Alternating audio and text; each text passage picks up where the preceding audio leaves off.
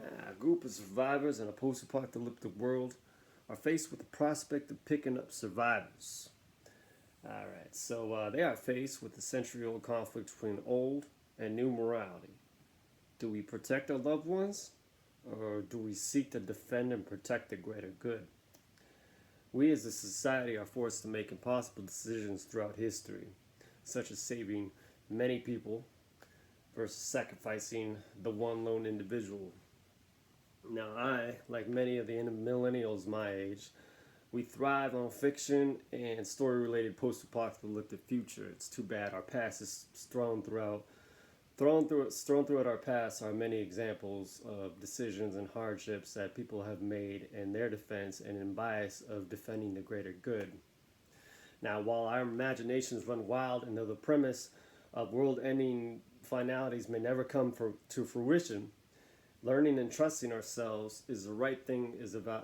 Learning and trusting ourselves to do the right thing is a value I feel we should all hold dear. Learning to overcome our possible trepidation that would arise in a moral crisis where we find ourselves in a party of two interests that are at ends with each other. Learning to rise above our own nervousness, our own trepidation, our own indecisiveness. This is what I hope to tackle with my argumentative presentation. Now, first claim. When forced to save their own skin, there are those of us who would sacrifice others for their own perceived good, be it their upbringing, the way they've carried themselves throughout life, their moral compass. It may be broke to others, but in their eyes, it's good to go. Now, my data is a ship by the name of William Brown that sank in the year 1841. The first mate forced 12 of the adult males to go over the side of a lifeboat. Now, can anyone guess the results of the first mate's actions? All 12 males died, and he was later charged and convicted of manslaughter. In the face of adversity, there's the real-world risk many of us may wilt in the face of adversity.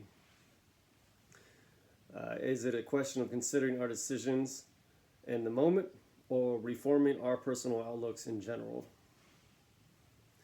Some of us think that we won't face that issue ever in our lives or in the heat of the moment, maybe short-term or long-term exposure to society or communities that thrive on any given political structure, any side of the roads.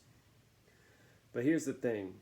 In a hypothetical world, when two societies clash, there will always be one side that always envies, covets, and I dare say opposes the other side.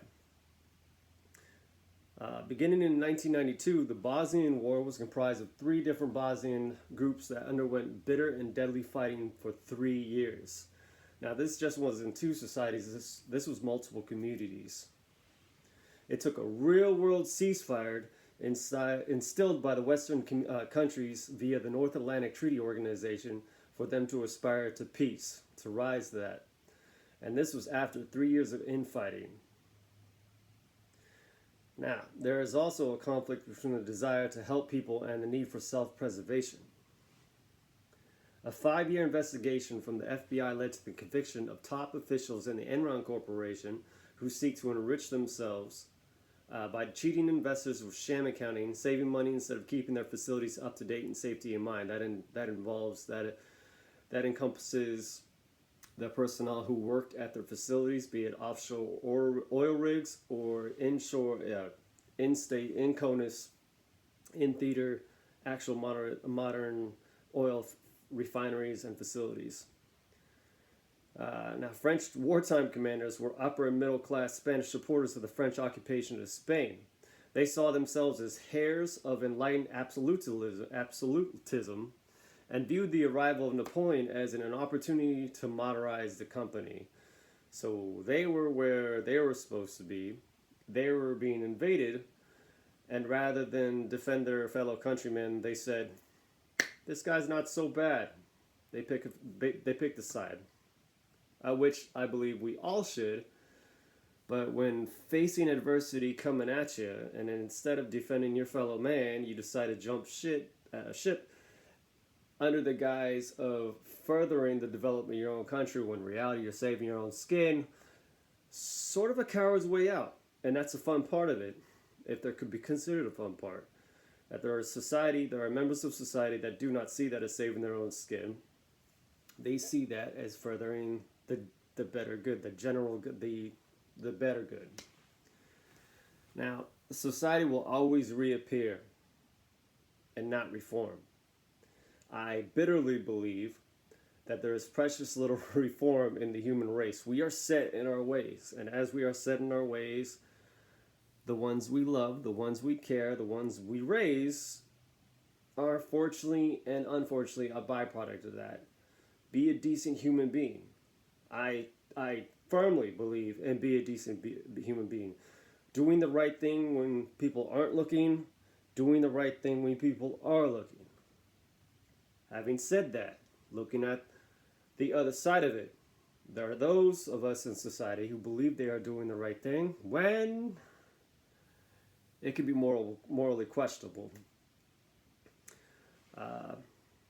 We do indeed have the capacity to be decent human beings. And I agree with this 100%. There's a yin and there is a yang. You don't trust a demon inside people as much as you rush to believe they're angels. We do have an unseen, unspoken sense of principles, values, and moral code that guide us throughout our lives and through the passages in life that define us. I sort of just said that. Now, if a zombie outbreak were to occur, or an outbreak in general, and we were stranded as a society, do we preserve our own or risk the so-called greater good? Now, some data. During the sinking of the Titanic, some male passengers reportedly disguised themselves as women to secure spots in lifeboats, which were primarily reserved for women and children. A lot of us talk a big game. When we come down to it, we don't necessarily know how we're going to react in a crisis or emergency. I work federal security. I've had a situation where I've had to draw on somebody, and it felt good to know that it came out. Having said that, leading up to it, I mean, you can dream about it, you can have nightmares about it, you can dream, hope, achieve, but until that moment happens, your fight, flight, or freeze, you're hoping that you go for the positive, most life conducive to life, to yourself, those you care about, and those around you that you need to protect. And in this case, in the Titanic, having that moral compass tell you, in their defense, they were panicking. But at the same time, drowning sucks, but I'm not about to... Again, moral compass, one side and the other side. After Air Force Flight 571 crashed in the remote Andes, the surviving passengers were forced to eat deceased passengers to stay alive for 72 days until their rescue. Can you imagine the arguments between those two parties, or those parties? Now, people become cruel and vindictive when faced with sudden extremities. And at times, while a grim decision made in desperation, some are a prime example of self-preservation at the ultimate expense of others. Were they right? We'll never know what happened to the survivors. Were the survivors still alive? Were there conflicts? Were there arguments? Did survivors pass away? Did they expire? Did all sorts of little particulars. And I feel when it comes down to it, you've got one side. There's two sides, and one side's over here, the other side's over here. What sort of conflicts are there in that situation? In conclusion, I have faith that no matter what, we will rise above no matter the adversity we face. Again, we will reappear. Precious little belief in the fact that we will reform. We are set in our ways. But while we're set in our ways, that's not necessarily a bad thing. You can be a good human being. You could also, on the flip side, feel that you're being a good human being. We're all raised with our own moral compass that is subject to the experiences that we have, that are influenced by the decisions of others, those that we care about, those that have raised us. What is good and what is bad? And when facing a social extremity where self-preservation, protecting your loved ones, sacrificing others for the greater good, where is that line? I feel if we all just be decent human beings and just scratch that. Hey, there's a gray hole, because what is a gray hole? Either way, it's just another way of saying a mouse's butt. Thank you, Reacher. All right. I'm gonna finish this 10 minutes. All right, time will heal, and though it may take a good long minute, we will see ourselves to the finish line with positive vibes and positive thoughts. And that's how I'm going to conclude this: positive vibes and positive thoughts. Thank you, public speaker.